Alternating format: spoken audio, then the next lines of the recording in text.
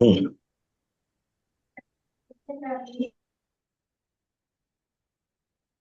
కృష్ణ. మనం గత వారంలో అమ్మ ఒడిలోకి పయనం పరమ పూజ్య రాధానాథ స్వామి మహారాజు గారి జీవిత చరిత్రలో భాగంగా చూసాం.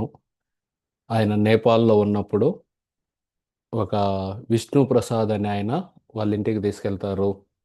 అక్కడ చాలా ఉమ్మడి కుటుంబం అది. ఎంతోమంది ఉన్నా సరే ఎవరు ఎవరి మీద కోపంతో గట్టిగా అరుచుకోవడం చూడలేదన్నమాట. వాళ్ళందరూ ప్రేమతో మాట్లాడుకోవటం, అలాగే చిన్నపిల్లలు పెద్దవాళ్ళకి వాళ్ళ పాదాలను తాకటం, ఇల్లంతా శుభ్రంగా ఉండటం, ఇవన్నీ చూస్తారన్నమాట. ఉదయం సాయంత్రం శ్రీరాముడిని పూజించే వాళ్ళు. అలాగే వాళ్ళ తండ్రి తారాప్రసాద్, ఆయన యొక్క గుణం వ్యక్తిత్వం చూసి ఈయన అనుకుంటారనమాట, చాలామంది సన్యాసుల కంటే కూడా ఎక్కువ గొప్పగా ఉంది ఈయన వ్యక్తిత్వం అని అప్పుడు అనుకుంటారనమాట. మనం ఎప్పుడు ఆధ్యాత్మికత అనేది హృదయానికి సంబంధించిన విషయం. మనం ఎప్పుడు కూడా వాళ్ళు వేసుకునే బట్టలను బట్టి, లేకపోతే వాళ్ళ గృహస్థాశ్రమంలో ఉన్నారా, జనరల్గా మనం అనుకుంటాం గృహస్థాశ్రమంలో ఉంటే అంత ఆధ్యాత్మికంగా పురోగతి చెందలేదేమో, సన్యాసులు బ్రహ్మచారులు అయితే ఎక్కువ పురోగతి చెంది ఉంటారు. ఇవన్నీ తప్పు అన్నమాట. ఆధ్యాత్మికత అనేది హృదయానికి సంబంధించింది. ఏ ఆశ్రమంలో ఉన్న వాళ్ళైనా సరే భక్తిలో ఆ, పురోగతి చెంది ఉండొచ్చు. కొన్ని రోజులు అలా ఉండి వాళ్ళ ఇంటి నుండి వెళ్తారు. తర్వాత చూస్తారు, ఒక పెద్ద ఫారినర్ 7 అడుగుల వ్యక్తి కోతులు ఆయన భయపెట్టి ఆయన చేతిలో ఉన్న సంచి లాగేసుకుంటాయి. తర్వాత ఒక చిన్న పిల్లాడు, నేపాల్ పిల్లాడు వచ్చి ఆ కోతులను భయపెట్టి ఆ సంచిని తీసుకొని వాళ్ళ ఇంటికి వెళ్ళిపోతాడు. అది చూసి ఈయన అనుకుంటారనమాట, భయం అనేది మనకు తెలియని దాన్ని చూసి భయం అనేది కలుగుతుంది. ఆ ఫారినర్కి తెలియదు అనమాట కోతులతోటి ఎలా వ్యవహరించాలో. కాబట్టి అంత లావు ఉన్నా సరే, అంత బలం ఉన్నా సరే, మనసులో భయం వచ్చి రావటం వల్ల ఓడిపోయాడు. కానీ ఆ పిల్లాడికి తెలుసు ఈ కోతులు ఎలా వీటితోటి వ్యవహరించాలో. అందుకే చిన్న పిల్లాడైనా సరే వాటిని భయపెట్టి ఆ సంచి తీసుకెళ్ళిపోయాడు. తర్వాత ఈయన ప్రార్థన చేస్తారన్నమాట, నేను కూడా భయపడుతున్నాను గురువుని స్వీకరించడానికి. ఆ వాసుదేవుడికి ఎలాగైతే చేతబడులు చేసే గురువు దొరికి ఇబ్బంది పెడతాడో, నేను కూడా జాగ్రత్తగా ఉండాలనుకుంటున్నాను. కానీ ఆ జాగ్రత్తలో గురువుని స్వీకరించకుండా ఉండకూడదు, స్వీకరించాలి అని మనసులో అనుకుంటారు. తర్వాత సీతారాం బాబాని కలుస్తారు. 50 సంవత్సరాల పాటు కూర్చోలేదు, పడుకోలేదు, ఆయన నుంచోనే ఉంటారు.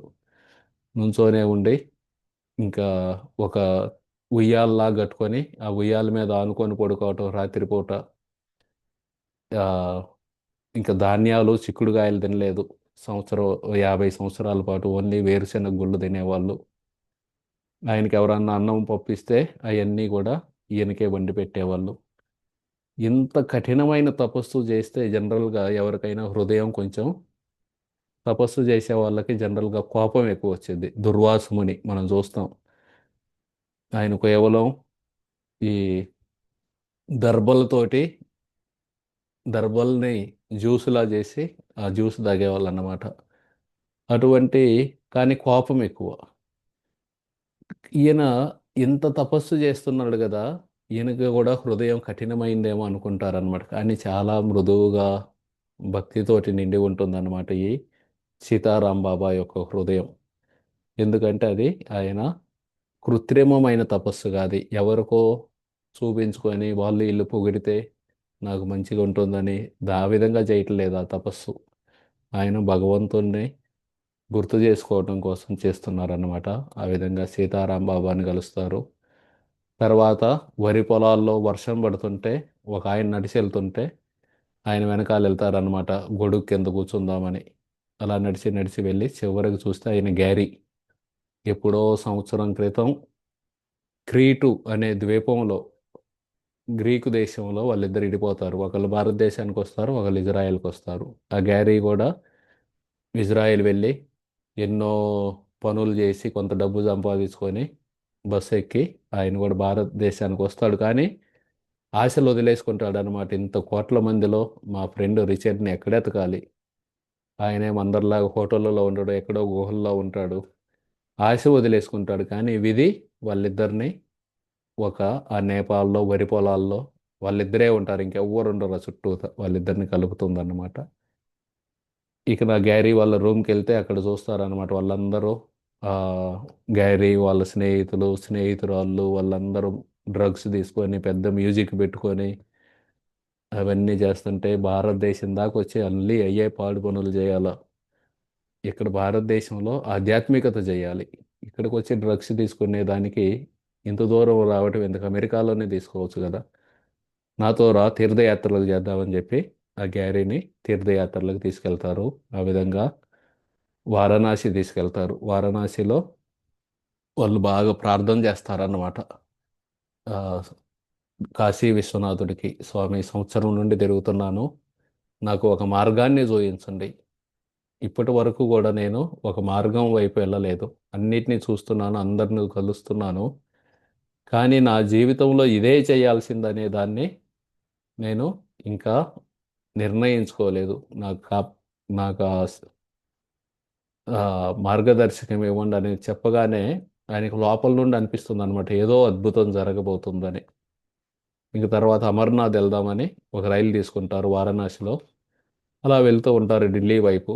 వెళ్తూ ఉంటే వాళ్ళ రైల్లోనూ ఒక స్టేషన్ దగ్గర ఆగిపోయింది అనమాట. మళ్ళీ ఎక్కటం కుదరదు వీళ్ళకి. ఎక్కటం కుదరకపోతే ఇక చివరికి అక్కడికి వెళ్ళి సాధువులను అడిగితే ఇది ఏ ఊరు అంటే ఇది మథుర, ఈరోజు జన్మాష్టమి, కృష్ణుడు ఆ, ఆవిర్భవించిన రోజు అని చెప్పి తీసుకెళ్ళి వాళ్ళకి ద్వారకాధీశ మందిరంలో దర్శనం అవన్నీ చేపిస్తారు.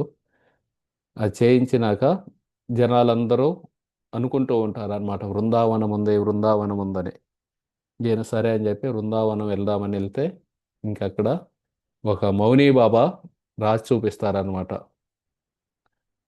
అందరూ అనుకుంటారు వ్రజవాసులు పిచ్చోళ్ళని. అవును, మేము పిచ్చోళ్ళమే, మేము కృష్ణుడి కోసం పిచ్చోళ్ళం. నువ్వు కూడా ఈ బృందావనంలో కొన్ని రోజులు ఉందావంటే నీకు కూడా, నువ్వు కూడా పిచ్చోడు అవుతావంటారు. ఈయన సరే అని చెప్పి ముందుకెళ్తారు.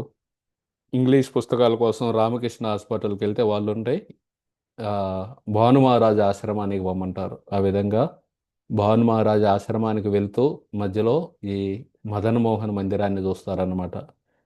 నా జీవితంలో అంత సుందరమైన కట్టడాన్ని చూడలేదని రాస్తారు. అందుకే మహారాజు గారి అమ్మఒడిలోకి పైన పుస్తకం మొదటి అట్ట మీద ఈ ఫోటో ఉంటుంది. అలాగే గోవర్ధన్ ఎకో విలేజ్లో కూడా బృందావనంలో ఎలా ఉందో అదే దాన్ని గోవర్ధన్ ఎకో విలేజ్లో కూడా కట్టించారు. ఆ భాను మహారాజ్ ఆశ్రమంలో కొన్ని రోజులు ఆ విధంగా ఆ, అక్కడ ఉంటారు. దాని తర్వాత వెళ్ళిపోదాం అనుకున్న సమయంలో, ఎందుకంటే గ్యారీ ఆయన కలిసి అమర్నాథ్ వెళ్ళాలి. ఆ అమర్నాథ్ వెళ్ళాలనుకున్న సమయంలో ఈయనకి జ్వరం వచ్చింది. యమునా నది ఒడ్డున పడుకొని ఉంటే జ్వరం వచ్చింది.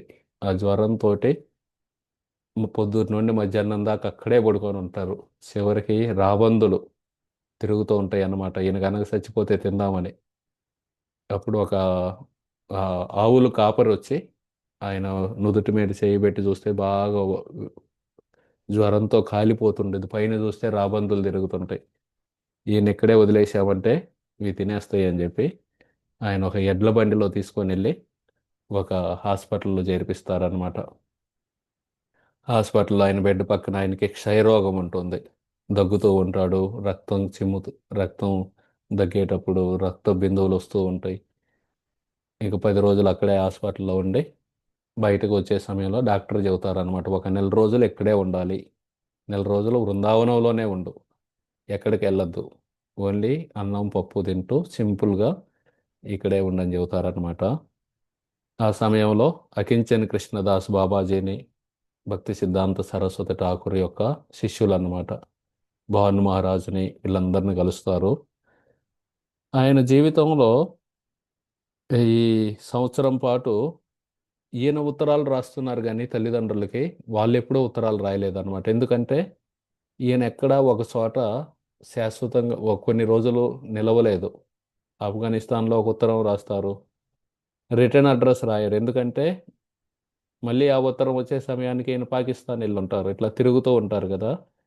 ఎక్కడ ఒక ప్రదేశంలో ఎక్కువ రోజులు నిలిచి లేరు. దానివలన రిటర్న్ అడ్రస్ పంపలేదు. మొట్టమొదటిసారి ఇక్కడ డాక్టర్ చెప్పారనమాట. నెల రోజుల పాటు ఇక్కడే ఉండాలని. సరే అని చెప్పి రిటర్న్ అడ్రస్ రాసి ఒక ఉత్తరం రాస్తారు వాళ్ళ ఇంటికి. ఇది నా అడ్రస్సు, మీరందరూ మీకు కావాలంటే ఉత్తరాలు రాయండి అని. అప్పుడు వాళ్ళ నాన్న, వాళ్ళ అమ్మ, వాళ్ళ తమ్ముడు, వాళ్ళ ముగ్గురు ఉత్తరాలు రాస్తారనమాట. వాళ్ళ నాన్న ఉత్తరం చదువుతారనమాట. యమునా నది ఒడ్డున వెళ్ళి కూర్చొని వాళ్ళ నాన్న రాస్తారనమాట. నేనేం తప్పు చేశానని చెప్పి ఇల్లు వదిలేసి వెళ్ళిపోయావు. మా అబ్బాయి ఇట్లా డబ్బులు లేకుండా ఎక్కడో గుహల్లో కొండల్లో తిరుగుతుంటే నా గుండె పగిలిపోతుంది. దయచేసి తిరిగిరా, నన్ను ఇంకా ఎక్కువ ఇబ్బంది పెట్టద్దు అని వాళ్ళ నాన్న రాస్తారనమాట. వాళ్ళ అమ్మ రాసిద్ది ఉత్తరం. నువ్వేం తింటున్నావు, ఏం బట్టలు వేసుకుంటున్నావు, నువ్వు ఏదో ఎతుకుతావునని చెప్పి వెళ్ళావు కదా, అది ఇంకా దొరకలేదా నీకు? ఆ విధంగా వాళ్ళ అమ్మ రాస్తుంది. వాళ్ళ తమ్ముడు రాస్తారనమాట, లారీ. మన నాన్న వయసు చాలా పెరిగిపోయింది. ఒక్క సంవత్సరంలోనే ఆయన వయసు చాలా ఏళ్ళు పెరిగినట్టు అనిపిస్తుంది. బెంగమే నీతోటి నువ్వు లేవు అని బెంగ ఆయనకి. అలాగే జుట్టు నెరిసిపోతుంది. గోడ వైపు అలాగే చూస్తూ ఉంటారు. ఆడేమీ లేదు చూడటానికి, అయినా సరే అలాగే గోడ వైపు చూస్తుంటాడు. సో కాబట్టి నువ్వు త్వరగా రా. ఆ, లేకపోతే మన అమ్మా నాన్న, మన నాన్న ముఖ్యంగా చనిపోవచ్చు. ఇదేనా నువ్వు నేర్చుకున్న మతం? ఇదేనా నువ్వు చేసే భక్తి? ఆ తల్లిదండ్రులను చంపుకోవటమేనా? ఈ విధంగా ఉత్తరాలు రాస్తారనమాట. ఈయనకి కళ్ళమ్మ నీళ్లు తిరుగుతాయి అన్నమాట. ఏం చేయాలో అర్థం కాదు, వాళ్ళకి ఏమని చెప్పాలో అర్థం కాదు. అర్థం కాక ఇంక ఆలోచిస్తారనమాట. చరిత్రలో ఎవరెవరు ఎలా చేశారు. అబ్రహాం అని ఒక ఆయన ఉంటారు. ఆయన ఇసాక్ అనే ఆయన్ని భగవంతుడి కోసం బలి ఇవ్వటానికి, వాళ్ళ అబ్బాయి అన్నమాట, వాళ్ళ అబ్బాయిని భగవంతుడికి బలి ఇవ్వటానికి సిద్ధమవుతాడు. అలాగే సిద్ధార్థ యువరాజు అన్నమాట. ఆయన రాజ్యాన్ని వదిలేసి వెళ్ళి ఒక గౌతమ్ బుద్ధుడు అయ్యారు. అలాగే శంకరాచార్య, చైతన్య మహాప్రభు ఇలా ఎంతోమంది సన్యాసాశ్రమాన్ని స్వీకరించారు. అవన్నీ ఆలోచించుకొని ఆయన మళ్ళీ తిరిగి వచ్చి ఆశ్రమంలో భాను మహారాజు అక్కడ తోటలో కూర్చొని ఉంటారన్నమాట. ఆయనకి ఇస్తారు ఈ మూడు ఉత్తరాలు. భాను మహారాజు చదువుతారు. చదివి ఆయనకి కళ్ళమ్మ నీళ్లు తిరుగుతాయి అన్నమాట. కళ్ళమ్మ నీళ్లు తిరిగి ఇక చెబుతారనమాట భాను మహారాజు కాసేపు ఆగి, నువ్వు గనక వే ఎటువంటి బాధరాబందీలు లేకుండా భక్తి చేయాలనుకుంటే తల్లిదండ్రులను బాధ పెట్టడం అనేది నువ్వు, అది అది కొంత డబ్బు చెల్లించాలి. అదేంటంటే తల్లిదండ్రుల్ని బాధ పెట్టడం అనేది.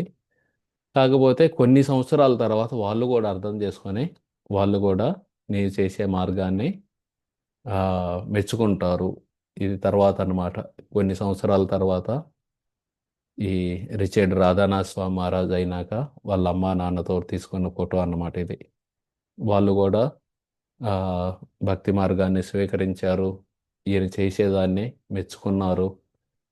చివరికి వాళ్ళ అమ్మా నాన్న ఇద్దరు వాళ్ళ మత ప్రకారం వాళ్ళని పూడ్చిపెట్టాలి.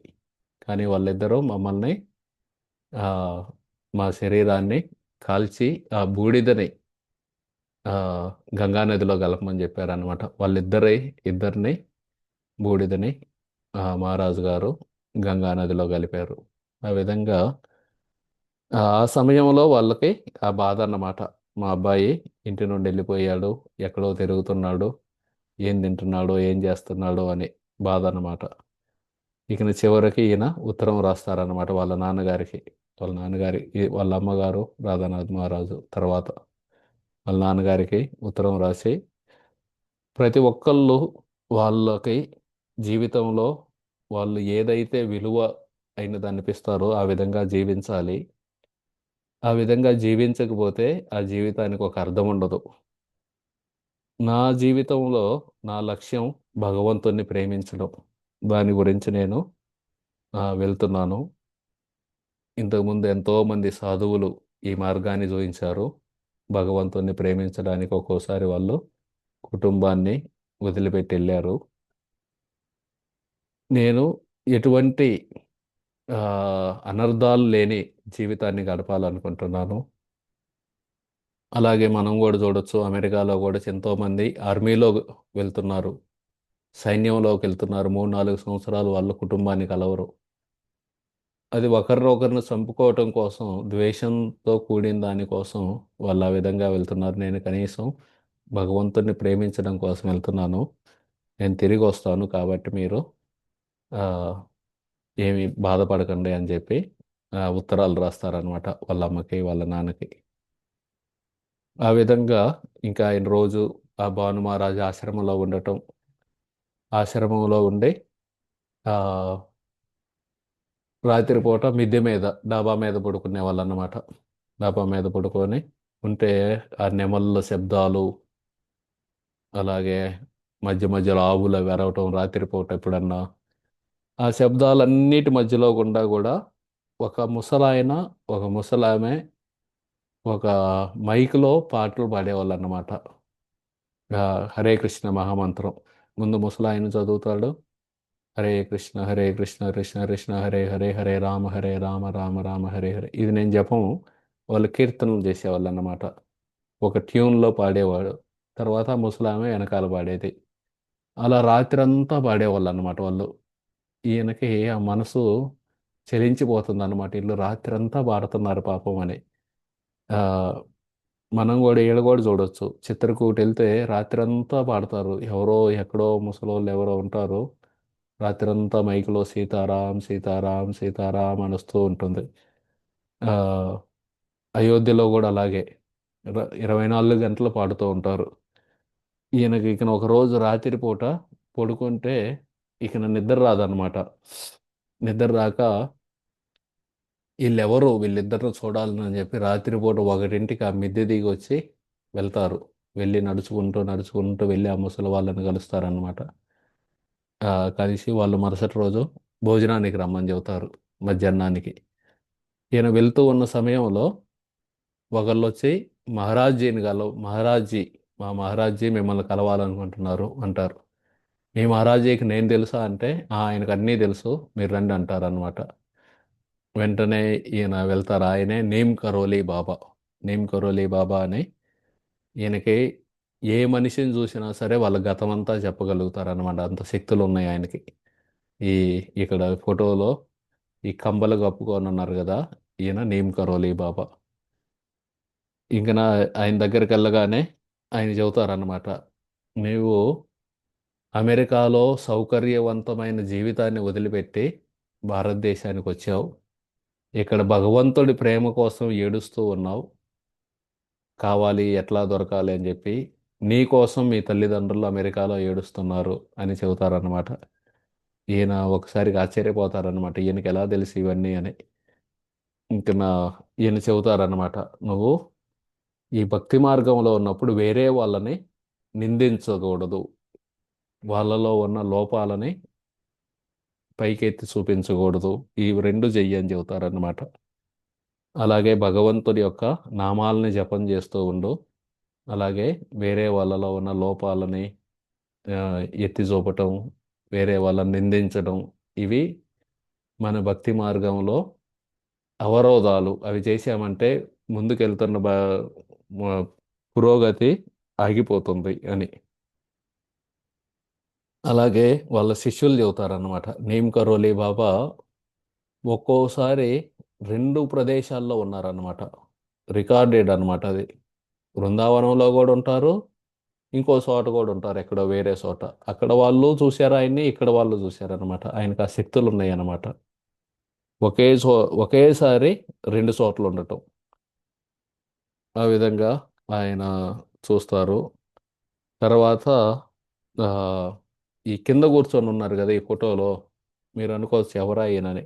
ఆయన పేరు, ఆయన అమెరికా ఆయనే. అమెరికా ఆయనే. ఆ, ఆయన హార్వర్డ్లో పెద్ద ప్రొఫెసర్ అన్నమాట. హార్వర్డ్ యూనివర్సిటీలో ఆయన ఒకప్పుడు అందరికీ చెప్పేవాళ్ళు అనమాట, డ్రగ్స్ తీసుకోండి, ఎల్ఎస్డి అని ఒక డ్రగ్ ఉండేది. ఆ డ్రగ్ తీసుకుంటే మీరు ఆ, అత్యున్నతమైన మీ చేతనం అనేది పై స్థాయికి వెళ్తుంది. మీరు ఆధ్యాత్మికతని అనుభవించవచ్చు. ఈ విధంగా చెప్పేవాళ్ళు అన్నమాట. ఇక తర్వాత తర్వాత ఆయన ఇక్కడికి వస్తారు. బృందావనం వస్తారు. కనుక్కోవటానికి అసలు నిజంగా ఈ డ్రగ్స్ తీసుకోవటం వల్ల మనం స్పిరిచువాలిటీని ఆహ్, ఎంజాయ్ చేయొచ్చా? ఆధ్యాత్మికత అనేది అనుభవించవచ్చా అని. వస్తే ఎవరో చెబుతారనమాట. ఇట్లా నీమ్ కరోలి బాబా దగ్గరికెళ్ళని. ఈయన దగ్గరికి రాగానే ఆయన గతమంతా చెబుతారు. అప్పటి వరకు ఏమేం చేశారో. ఆయనే ఆశ్చర్యపోతాడనమాట. తర్వాత నీమ్ కరోలి బాబా ఈ హార్వర్డ్ ప్రొఫెసరు దీక్ష తీసుకుంటారు నీమ్ కరోలి బాబా దగ్గర. ఆయనకి బాబా రామదాస్ అని ఆహ్, దీక్ష ఇస్తారనమాట. దీక్ష ఇచ్చి ఒకరోజు మందేదంటారు. ఆ బాబా రామదాస్ ఉండి ఏం మందంటారు. తెచ్చావు కదా డ్రగ్స్ అవి అవి అంటారు. అనగానే ఈయన ఒకసారిగా 3 గోళీలు ఇస్తే 3 నోట్లో వేసుకొని ఒక్కసారిగా చప్పరిచ్చి మింగేస్తారనమాట. ఎవరన్నా అయితే బాగా తూలిపడి ఉండేవాళ్ళు. కానీ ఆయనకి ఏమీ కాదు. నీమ్ కరోలి బాబాకి. ఆ విధంగా ఈ హార్వర్డ్ ప్రొఫెసరు తర్వాత ఈయనకు పెద్ద ఓ పుస్తకం కూడా రాస్తారు. బీ హియర్ నౌ అని. ఆ విధంగా కొన్ని రోజులు ఉంటారు అట్లా బృందావనంలో. బృందావనంలో ఉండే ఈ ఫారినర్స్‌కి వచ్చే ఇబ్బంది ఏందంటే, బృందావనమే కాదు భారతదేశంలో ఉండే ఈళ్ళందరికీ ముఖ్యంగా ఈ వాళ్ళకి ఇవి విరోచనాలు అవుతాయన్నమాట. ఎందుకంటే ఇక్కడ బాగా మనం కారం ఇవన్నీ ఎక్కువ తింటాం కదా! మసాలా ఇవి. వాళ్ళ శరీరానికి పట్టవవి. వాళ్ళకి మళ్ళీ మళ్ళీ ఈ విరోచనాలు అవుతూ ఉంటాయి. ఈయనకి మళ్ళీ ఒకసారి రిచర్డ్‌కి ఈ విరోచనాలు అవుతున్న సమయంలో హ్మ్. ఒకాయన భాను మహారాజ్ ఆశ్రమంలో ఒక ఫారినర్ ఉండేవాళ్ళు. ఒక అమెరికా ఆయన ఉండేవాళ్ళని చెప్పాం గదా! అసీం కృష్ణ ప్రభుని. ఆయన రోజు వచ్చి ఈయనకి అన్నము, అలాగే పెరుగు ఇవి ఇచ్చేవాళ్ళన్నమాట. ఆ విధంగా వాళ్ళ మధ్యలో బంధం పెరుగుతుంది. రోజు ఈ అసీం కృష్ణ ప్రభు, ఈ రిచర్డ్ ఈళ్ళిద్దరూ బృందావనంలో తిరిగేవాళ్ళన్నమాట. వేరు వేరు ఊర్లకెళ్ళటం. మనకి ఒకటే బృందావనం తెలుసు. బృందావనం అంటే 80 మైళ్ళు. రకరకాల ఊర్లుంటాయి. అవన్నీ రోజుకొక ఊరెళ్ళి రావటం అట్లా తిరిగేవాళ్ళనమాట. అప్పుడు ఈయన చూస్తారనమాట. ఆ వ్రజవాసులు వ్రజ అంటే ఈ 84 క్రోశాల దూరంలో ఉన్న దాన్ని వ్రజ అంటారు. వాళ్ళందరూ ఒక రకంగా మనలో మాటలు చెప్పుకోవాలంటే దరిద్రంగా ఉంటారనమాట. దరిద్రం అంటే వాళ్ళకి డబ్బులుండవు. వాళ్ళ బట్టలన్నీ మాసిపోయి ఉంటాయి. అలాగే చాలామందికి కళ్ళ చుక్కడాలు ఇవన్నీ సరిగా తీయరు. వాళ్ళకి ఒంటి మీద గూడా దురద ఇవన్నీ రకరకాల వ్యాధులుంటాయి. ఒక రకంగా చూస్తే వాళ్ళు పేదవాళ్ళు. కానీ వాళ్ళలో ఒక రకమైన భక్తిని చూస్తారనమాట. వాళ్ళు ఎక్కడున్నా సరే భజన చేయటం, భగవంతుడి గురించి నాట్యం చేయటం, భగవంతుడి మీద ప్రేమ ఉంటుందన్నమాట వాళ్ళకి. ఎక్కడున్నా సరే రాధే రాధే అంటం. ఆహ్, వాళ్ళు భగవంతుడిని మా ఇంటి పక్కనున్న అబ్బాయిలా ఆ విధంగా ప్రేమించేవాళ్ళన్నమాట. ఇదంతా చూసి ఈయనకి అర్థమైద్దనమాట. వీళ్ళకి మతం అనేది కేవలం ఆదివారం కోసం గాదు. చాలామంది వారంలో ఒకరోజు మతాన్ని పాటిస్తాం. ఆదివారమో, లేకపోతే శనివారమో, కొంతమంది శనివారం పూట మాంసం తినము. ఎందుకంటే శనివారం మేము వెంకటేశ్వర స్వామిని పూజిస్తాం అంటారు. అలాగే కొంతమంది కేవలం ఆదివారం రోజే భక్తి జేస్తారు. మిగతా రోజులన్నీ వాళ్ళ పనులు, వాళ్ళ ఆఫీసు వాటిల్లో మునిగిపోయి ఉంటారు. ఈయన అనుకుంటారనమాట. ఈ వ్రజవాసులకి ఈ మతం అనేది కేవలం ఆదివారం కోసం కాదు. వాళ్ళ జీవితమే ప్రతిరోజు, ప్రతి గంట వాళ్ళెప్పుడూ భగవంతుడిని స్మరించుకుంటూనే ఉంటారు. వాళ్ళకి ఆ విధంగా భగవంతుడి మీద ప్రేమ ఉంది అని ఈయన చూస్తారనమాట. వ్రజవాసుల యొక్క ప్రేమను చూసి ఈయన చెలించిపోతారు. తర్వాత ఒకరోజు మదన్ మోహన్ మందిర్‌కెళ్తారు ఈయన, అసీం కృష్ణ ప్రభును, ఈ రిచర్డ్. అక్కడ ఈయన అడుగుతారనమాట విగ్రహారాధన గురించి. ఇక్కడ శైవ ధర్మాన్ని పాటించే వాళ్ళందరూ శివలింగాన్ని పూజించడం చూశాను. అలాగే బుద్ధ మతం చేసే వాళ్ళందరూ బుద్ధుడి యొక్క మూర్తిని పెట్టి పూజిస్తున్నారు. అలాగే క్రైస్తవ మతం వాళ్ళు కూడా యేసుక్రీస్తు యొక్క మూర్తిని పూజిస్తున్నారు. మరి ఎలా అర్థం చేసుకోవాలి? అలాగే హిందూ ధర్మంలో ఈ కృష్ణుడిని, రాముడిని వీళ్ళందరూ మూర్తుల్ని పూజిస్తున్నారు. కానీ నేను వచ్చింది యూదు మతం నుండి. ఆ యూదు మతంలో ఈ విగ్రహారాధన ఒక తప్పు, ఇదొక పాపం అని చెబుతారు. దీన్ని ఎలా అర్థం చేసుకోవాలని అడుగుతారనమాట అసీం కృష్ణ ప్రభుని. ఆయన చెబుతారనమాట, భగవంతుడు అనంతమైన వాడు. మనం చెబుతూ ఉంటాం కదా, భగవంతుడు అన్ని చోట్ల ఉన్నారంటాం. మరి భగవంతుడు అన్ని చోట్ల ఉన్నప్పుడు విగ్రహంలో కూడా ఉండొచ్చు కదా. విగ్రహంలో లేడు అని చెబితే మనం ఆయన్ని అనంతమైన వాడు కాదు అని చెబుతున్నాం. ఆయన అన్ని చోట్ల ఉన్నప్పుడు విగ్రహంలో కూడా ఉంటారు.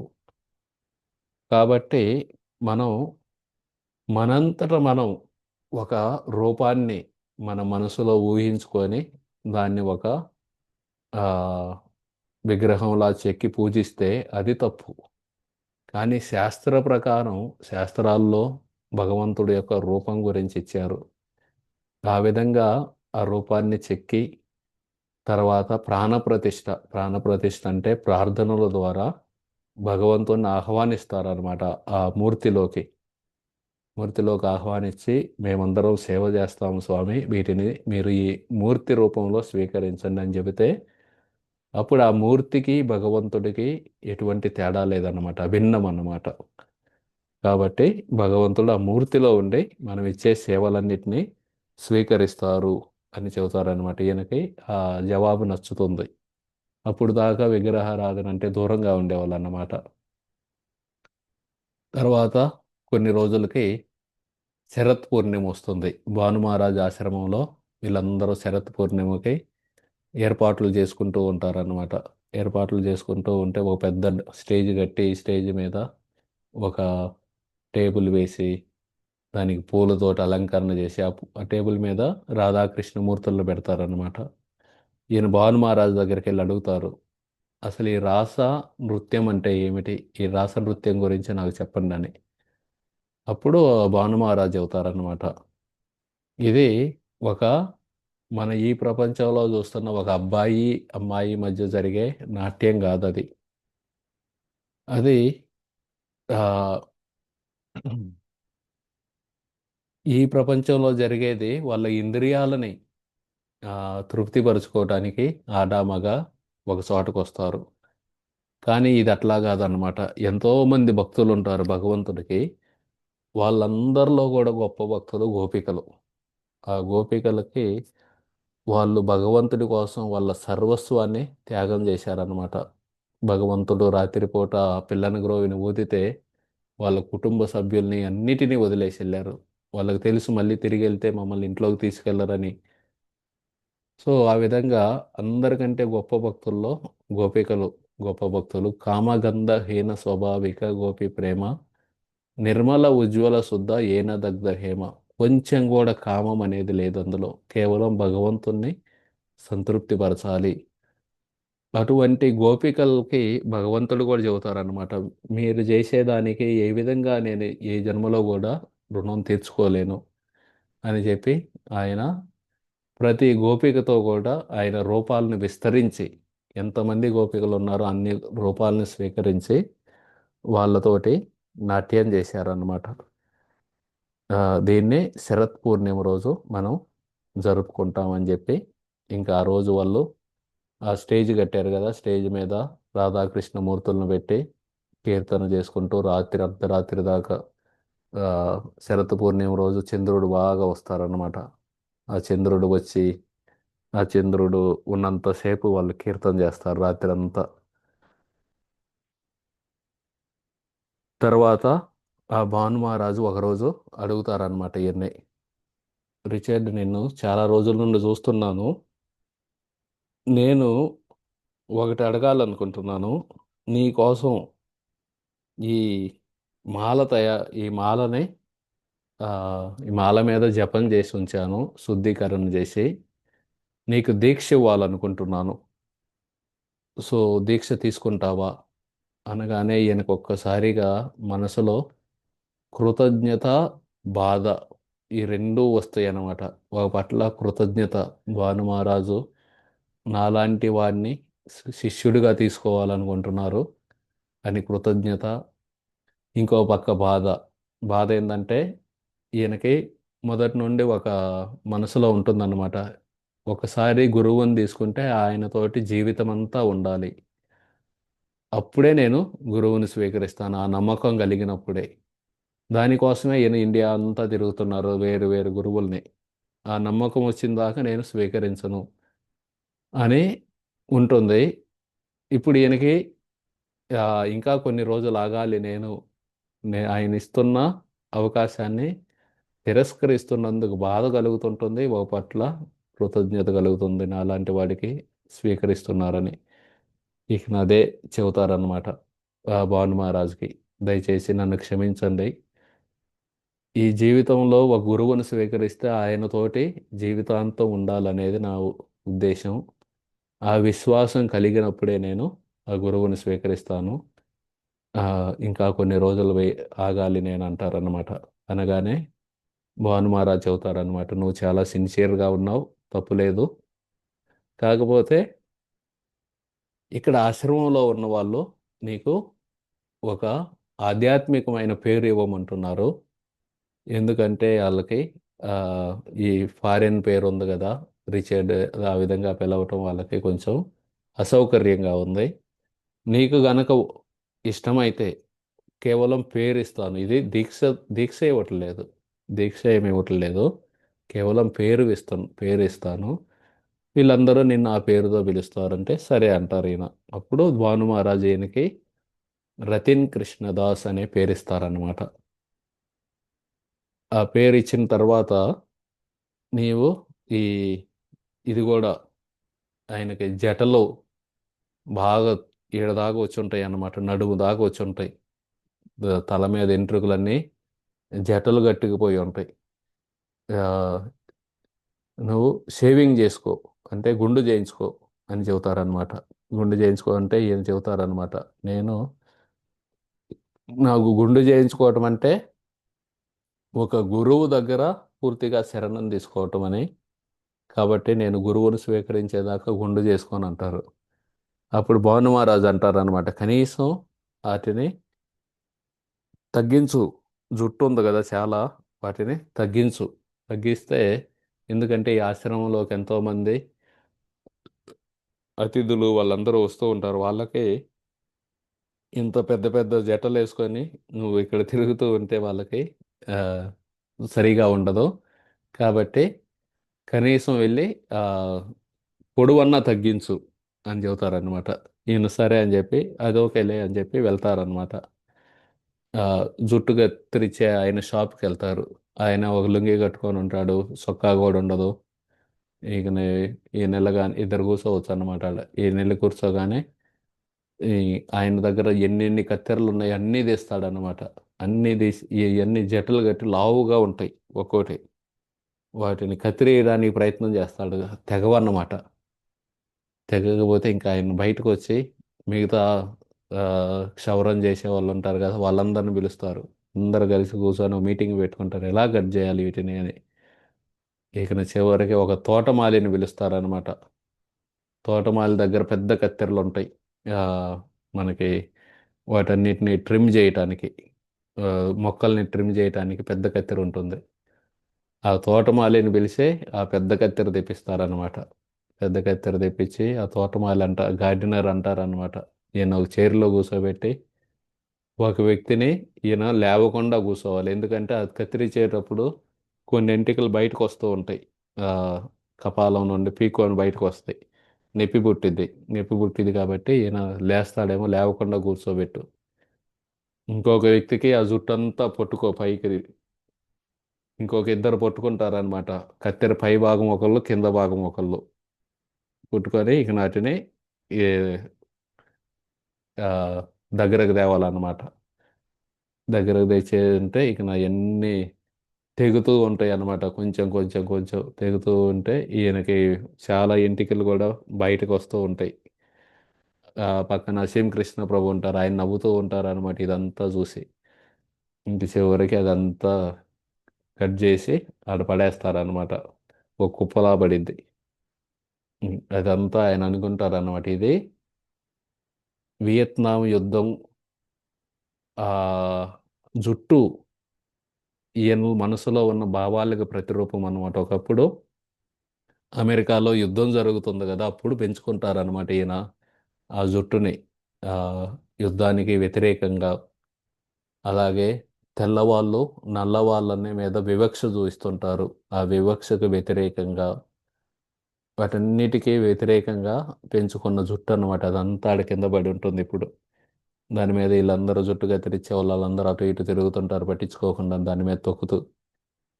ఇంక నాది అక్కడ పడిపోయినాక ఈయన సరే అని చెప్పి ఆ, ఇదన్నమాట ఈ ఫోటో కత్తెర వేయించిన తర్వాత. ఇది ఈడ భుజాల దాకే ఉంది జుట్టు. అంతకుముందు చాలా కిందకు ఉండేదన్నమాట. ఈయన అసీం కృష్ణ ప్రభు. ఆ, ఈయన కూడా అమెరికా అబ్బాయే. భాను మహారాజ్ ఆశ్రమంలో ఉండేవాళ్ళు ఇతను కూడా. తర్వాత కొన్ని రోజులకి బెంగాల్ నుండి ఒక ఐదుగురు వైష్ణవులు వస్తారనమాట. ఐదుగురు వైష్ణవుల్లో ఒక ఆయన ఆ, ఒక ఆయన పేరు జగన్నాథ్. ఆయన వాళ్ళ ఊర్లో స్కూల్ ఉంటుంది, స్కూల్లో హెడ్ మాస్టర్ అనమాట. ప్లస్ ఆ ఊర్లో పెద్ద మనిషి ఆయన. భక్తుడు అవుతారు, ఆయన మాల చేస్తూ ఉంటారు. ఆయన ఇంకో నలుగురిని తీసుకొని బృందావనం వేస్తారు బెంగాల్ నుండి. వచ్చి భాను మహారాజ్ ఆశ్రమంలో ఉంటారు. అదే టైంలో ఇంకొక ఆయన డేవిడ్ అని ఇంకొక ఆయన వస్తాడు. ఆ, ఈ రిచర్డ్కి ఆ డేవిడ్కి బాగా పరిచయం అయింది. పరిచయం అయ్యి వాళ్ళిద్దరూ రోజు కూర్చొని గంటలు గంటల సేపు ఆధ్యాత్మికత గురించి మాట్లాడుకునే వాళ్ళు అన్నమాట. ఆ డేవిడ్ దగ్గర ఒక కెమెరా ఉండిద్ది. కెమెరా ఉంటే ఈ బెంగాల్ నుండి ఐదుగురు వచ్చారు కదా, జగన్నాథ్, ప్రిన్సిపాల్, హెడ్ మాస్టర్, ఇంకో నలుగురు. వీళ్ళు ఐదుగురు ఉండి ఆ డేవిడ్కి చేతిలో కెమెరా చూసి చెబుతారనమాట, మాకు ఫోటో తీస్తావా అని. ఆ డేవిడ్కి సందిగ్ధం వచ్చింది అనమాట. ఆయన రిసైడ్కి వచ్చి చెబుతారనమాట. దీంట్లో అప్పట్లో ఈ డిజిటల్ కెమెరాలు కదా, రీలు రీలు పెట్టి తీయాలి. ఒకటే ఉందన్నమాట ఆయన దగ్గర. ఆ ఒకటి కూడా ఆయన దేనికోసం ప్లాన్ చేసుకొని ఉంచాడు, ఈ వేరే ఫోటో తీద్దామని. ఇప్పుడు ఇళ్ళకి తీశారంటే ఇంకా ఆయన కుదరదు. అందుకని చెప్పి రిచర్డ్కి చెబుతారనమాట, మనం ఒక పని చేద్దాం, ఇట్లా నొక్కుదాం శబ్దం వచ్చింది, ఫ్లాష్ కూడా వెళ్ళేది, కానీ మనం ఫోటో ఏం తీయద్దు, ఊరికే తీసినట్టు నటిద్దాం. వాళ్ళు తీశారనుకొని వెళ్ళిపోతారు అని వాళ్ళు అలాగే నటిస్తారనమాట. క్లిక్ అవ్వగానే వాళ్ళందరూ "ఆ, ఫోటో వచ్చిందని చెప్పి వెళ్ళిపోతారనమాట. వెళ్ళిపోగానే ఇక ఈయన సరే అని చెప్పి ఆ రోజు అయిపోయింది. మరుసటి రోజు ఈయన వస్తే ఆ జగన్నాథ్ అని ఆయన ఒక చోట ఒక మూల నుంచొని ఏడుస్తూ ఉంటాడు అనమాట. ఈయన వెళ్ళి వేరే వాళ్ళని అడుగుతారు, ఎందుకు ఈయన ఏడుస్తున్నారని. నీ వల్లే అంటారు. నా వల్ల నేనేం చేశాను అంటారు. మోసం చేశారు మీరు, ఫోటో తీస్తున్నట్టు ఆ, నటన చేసి ఫోటో తీయకుండా మమ్మల్ని అవమానించారంటారనమాట. ఈయనకి ఒకసారి అర్థం కాదనమాట, ఇదేముంది ఇందులో గొప్ప పెద్దదే, పెద్ద మోసమేం కాదే ఇది అని.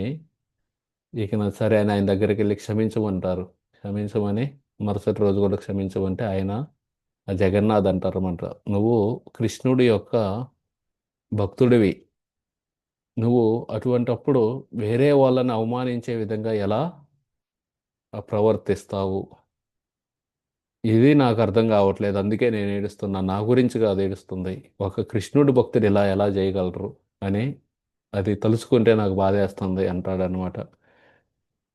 ఏ నిజమైన భక్తుడు వేరే వాళ్ళని ఎప్పుడు అవమానించడు ఈ విధంగా. అప్పుడు ఈయన అనుకుంటారు అనమాట, భక్తి మార్గంలో ఈ వ్యవహారాలు చాలా సూక్ష్మమైనవి.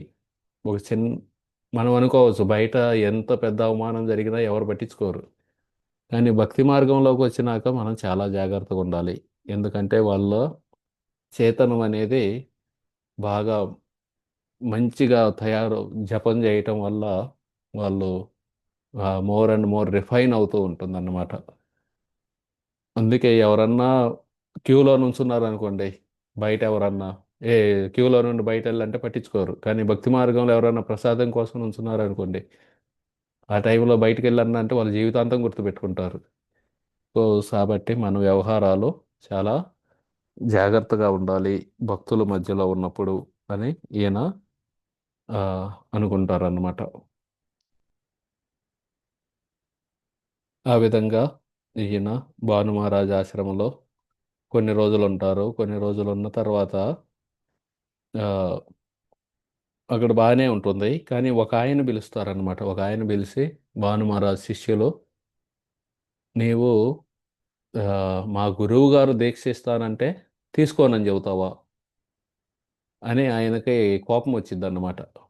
కోపం వచ్చి నువ్వు ఒక పట్ల భౌతిక జీవితాన్ని వదిలేసావు, ఇంకో పట్ల ఆధ్యాత్మిక జీవితాన్ని స్వీకరించాలి. ఆధ్యాత్మిక జీవితాన్ని స్వీకరించాలంటే అది గురువుని స్వీకరించడంతో మొదలైద్ది. నువ్వు గురువుని స్వీకరించలేదు, భౌతిక జీవితాన్ని వదిలేసావు అంటే నువ్వు ఒక దెయ్యం లాంటి వాడివి. ఇప్పుడు కనుక చచ్చిపోయావంటే దెయ్యం అవుతావు నువ్వు. ఆ, మా గురువు కృప ఇస్తుంటే తీసుకోవా, ఎందుకు దాన్ని, నీకు ఆయన విలువ తెలియదా, ఈ విధంగా కోప్పడతాడనమాట. నువ్వు ఎక్కడన్నా గురు దీక్ష తీసుకుంటే ఇక్కడ ఉండు, లేకపోతే వెళ్ళిపో అంటారనమాట. ఈయనకి బాగా బాధ కలిగిద్ది అనమాట. బాధ కలిగి బయటకు వచ్చి ఆయన బట్టలన్నీ సర్దుకొని భాను మహారాజు దగ్గరికి వెళ్ళి చెబుతారనమాట, నేను వెళ్తున్నానని. ఆయన ఆశ్చర్యపోతారు, ఎక్కడికి వెళ్తున్నావు, ఎందుకు వెళ్తున్నావు అని. ఇలా మీ శిష్యులు ఒక ఆయన ఇలా చెప్పారు నన్ను ఆ, అనగానే ఆయన కోప్పడతారనమాట. ఆయన ఎవరో ఇలా చెప్పడానికి, నువ్వు ఇక్కడ ఎన్నాళ్ళైనా ఉండొచ్చు, నేను ఎప్పుడు నిన్ను ఇబ్బంది పెట్టను, దీక్ష తీసుకోమని, నీ ఇది నీ ఆశ్రమం, ఇక్కడే ఉండని భాను మహారాజ్ చెబుతారనమాట. సరే భాను మహారాజ్ చెబుతున్నారు కదా అని చెప్పి ఇంకొన్ని రోజులు ఉంటారాడ. కొన్ని రోజులుండి మళ్ళీ ఆయన పర్మిషన్ తీసుకొని ఇంకా ఆశ్రమం నుండి బయటికి వెళ్ళి మళ్ళీ బృందావనంలో ఇంకా రోజులా రోజు నది ఒడ్డున పడుకోవటం, చీరగా ఆట అని ఉంటుంది. కృష్ణుడు ఎక్కడైతే గోపికల యొక్క చీరల్ని దొంగతనం చేశారో అక్కడ అందరూ భక్తులు వెళ్ళి ఆ, ప్రార్థన చేస్తూ ఉంటారన్నమాట. మాలో ఉన్న అవిద్యను కూడా దొంగిలించు స్వామి అని. ఆ, అక్కడ రోజు పడుకోవటం యమునా నది ఒడ్డున పొద్దున్నే రాత్రిపూట పడుకునే వాళ్ళు అనమాట. ఆయన బెడ్ ఏంటంటే ఇసుక. మనం అందరం పెద్ద పెద్ద డన్లాప్ బెడ్లు అవి ఇవి వేసుకొని పడుకుంటాం కదా, ఇసుక మీద పడుకునే వాళ్ళు. చలికాలంలో కూడా ఇసుకే. ఇక ఆయన కప్పుకునేది ఏంది, ఆకాశం. ఆకాశాన్ని కప్పుకోవటం, ఇంకేమీ లేవు. కప్పుకోవడానికి ఏముండదు. ఆ విధంగా ఆ, పడుకొని రాత్రిపూట ఆ, పొద్దున్నే అలారం ఏంది, గుడుల్లో గంటలు మోగుతూ ఉంటాయి కదా, వాటిని విని లేవటం. వాటిని విని లేచి వెంటనే యమునా నదిలోకి వెళ్ళి ఆ, స్నానం చేయటం. యమునా నదిలో స్నానం చేయటం అంటే ఆయనకి చిన్నప్పుడు చదువుకున్న పాట గుర్తొచ్చింది అనమాట. జోర్డాన్ అనే ఒక నది ఉంటుంది అమెరికాలో. ఆ జోర్డాన్ అనే నది మన శరీరాన్ని వణికిస్తుంది కానీ మన ఆత్మని శుద్ధి చేస్తుంది అని. సో ఆయన ఈ విధంగా ఇది ఇక్కడ కూడా యమునా నది లో ఎన్నిసార్లు స్నానం చేస్తే నా ఆత్మ అంత శుద్ధి అవుతుందని చెప్పి యమునా నదిలో స్నానం చేయటం. బయటకు వచ్చి ఆ పంచని వాటిని ఓన్లీ కోపిన మీద ఉండి ఆ పంచని పైన ఉన్న ఉత్తరీయాన్ని ఒకటే జత ఉంటుంది, వాటిని పిండుకొని ఆ తడి బట్టలనే మళ్ళీ కట్టుకుంటారన్నమాట.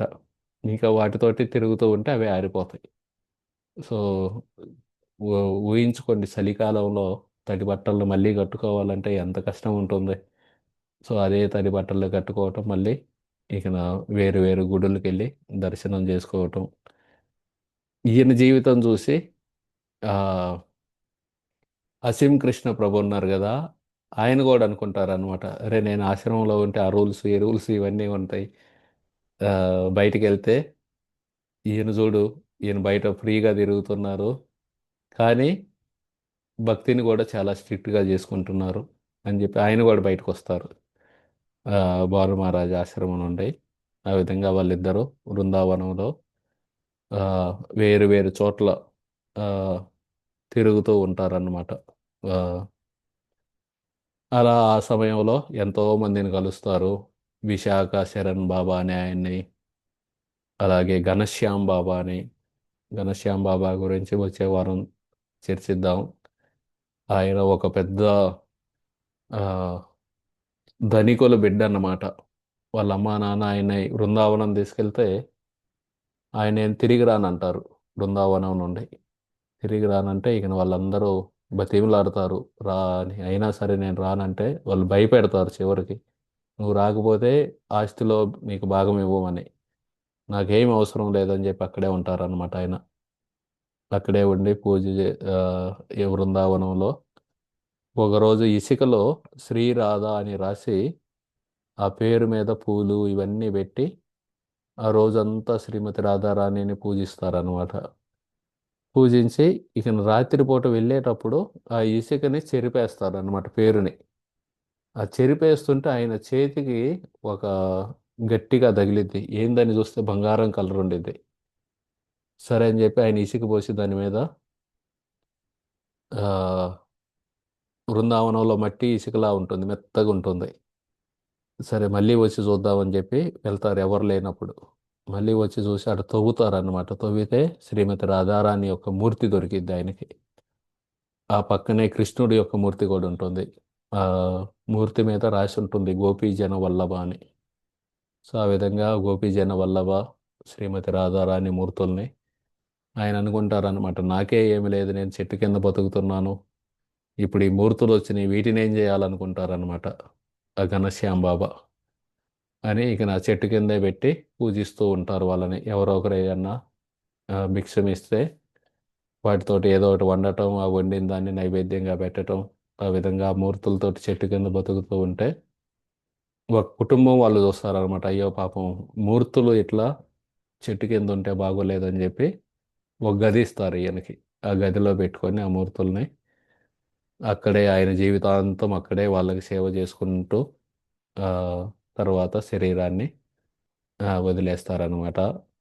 ఆయన ఈ రిచర్డ్ జీవితం మీద చాలా ప్రభావం చూపుతారనమాట.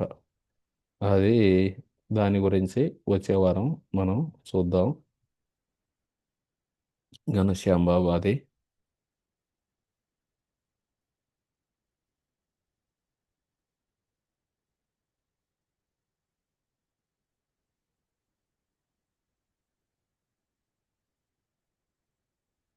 ఇప్పుడు మనం ఒక మాల జపం చేద్దాం.